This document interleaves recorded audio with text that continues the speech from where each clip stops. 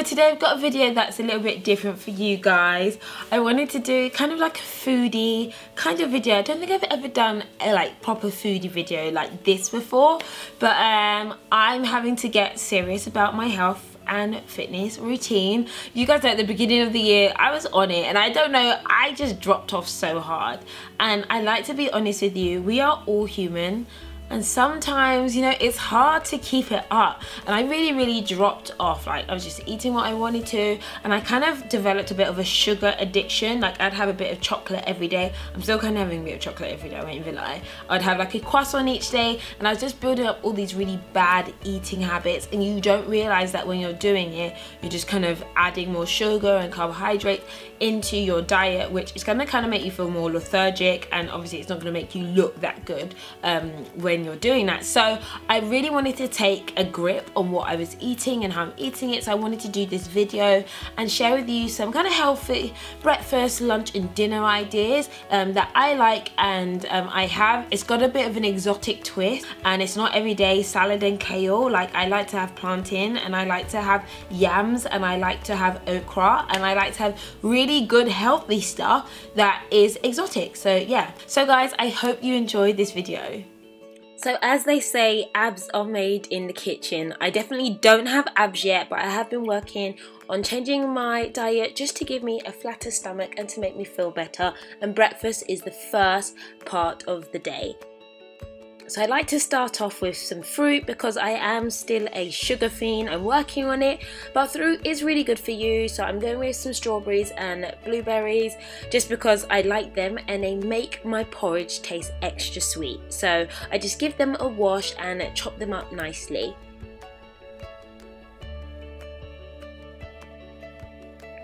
Now, my favourite kind of oats are basically steel cut oats, and they're so cheap to buy and so easy to make. I basically put a good portion inside a bowl. I boil a kettle because I like to do it in the bowl, and I just go probably just over the top of it, give it a stir, and I put it in the microwave. It really cooks in about a minute and a half, and you just have to watch it because sometimes it can bubble over, but it's super quick and easy. In the meantime, I'd go ahead and just cut all my fruit just to go inside my bowl. Now, as mentioned, I don't really add any sugar or anything to my porridge. I've got used to eating it quite plainly, but if I want to add something sweet, I'll add agave nectar, which is a natural sweetener, which is quite good. And how I like my porridge is with a splash of milk and water and the fruit on top, but that is a quick and easy healthy breakfast idea. So moving on to lunch with a bit of an exotic twist, it's plantain and scrambled eggs. This is one of my favourites, and some of you probably know what a plantain is, but some people don't. It's basically the cousin of a banana, but it's a little bit more starchy and more filling. And I just cut off the skin, which I like mine to be medium right. I don't like the green plantains, but I like them when they're a bit hard and not too sugary, because they can get quite sweet when they're very ripe. And I chop these up at an angle, and then I make a set of scrambled eggs basically. This is not just for me, so that's why I've got 4 eggs, but usually I'd have 2 or 1.5 for myself. And I chop in some spring onions, some tomatoes, and add some salt and pepper and maybe some seasoning, and it's just a lovely way to make eggs taste a little bit more sexy. So no one wants to eat too much oil, of course, but I add probably about 2 to 3 tablespoons, and 1 tablespoon of vegetable oil is usually about 90 calories. So I know what I'm doing with it, and I just cover the pan and I just fry these. They can be grilled, but I just think they look a lot nicer when they are fried because you get a nice browning over all of them, and crunchy on the outside and soft on the inside, which is just how I like them. In the meantime, for my scrambled eggs, I just whisk them up nicely, and they'll go into a pan. Now, plantain only takes about 10 to 15 minutes to cook. They brown very nicely on one side, and then I flip them over. There's no risk of eating plantain raw or anything like that, so for me it's all about getting the perfect colour.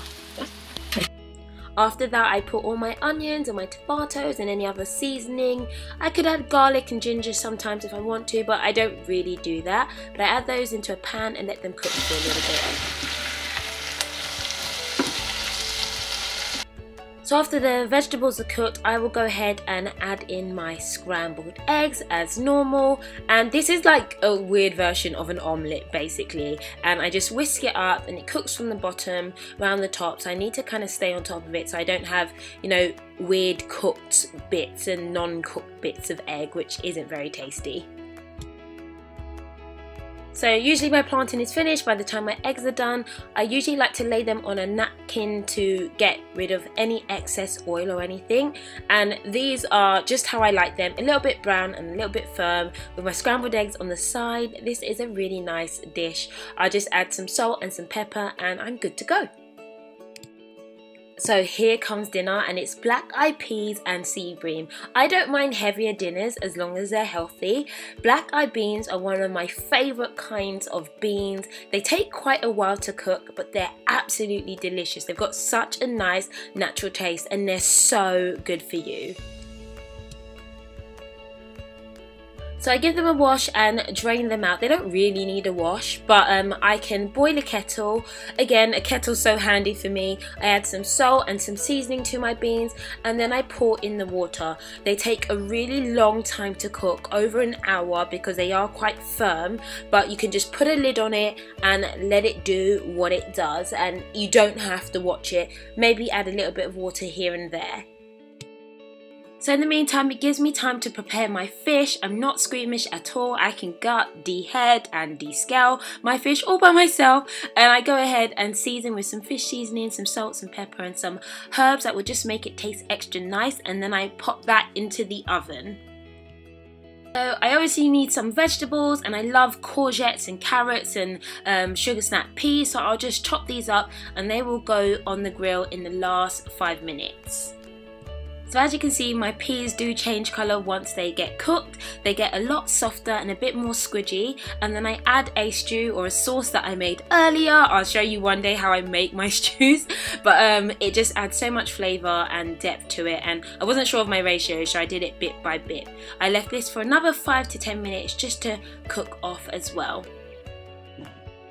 So I had to replace my old school George Foreman. It did me so well, but I got this new one which is from Cuisine Art, and it really does just do a really good job on vegetables and paninis.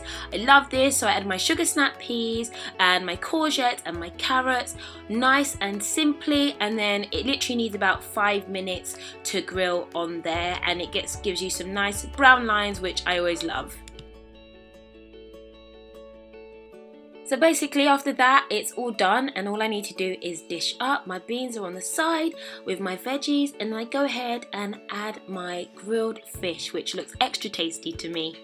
So that is basically how I make some healthy meals to help with a flatter stomach and just to get back on the ball. So guys, I hope you enjoyed that video and it gave you some healthy lunch and dinner ideas, and if you ever do them, please let me know and send me pictures on Instagram and all that good stuff. But in the meantime, I'll catch you in my next video. Thanks for watching guys, bye!